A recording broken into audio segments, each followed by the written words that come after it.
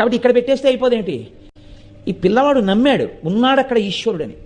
తినేశాడు చెట్టు రూపంలో ఈశ్వరుడు. తినేస్తే తండ్రి వచ్చాడు, వీడు మిగిలినవి తినేశాడు. స్వామికి పెడితే తినేచ్చుగా, తినేశాడు వాడు. తండ్రి వచ్చాడు, ఏవిరా చామదుంపలు అన్నాడు.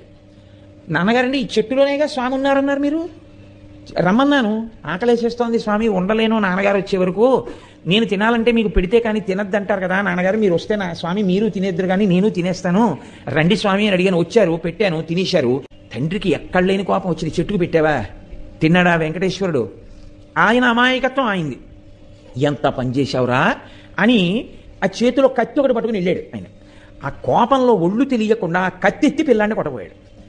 చెట్టు రూపంలో ఉన్నాడు వెంకటేశ్వరుడిని నమ్మినటువంటి పిల్లవాడి యొక్క నమ్మకాన్ని రుజువు చేస్తూ ఇలా ఎత్తిన చేతిని చెట్టు రూపంలో ఉన్న వెంకటేశ్వరుడు పట్టుకున్నాడు.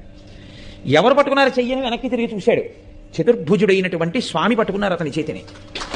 ఆయన చూసి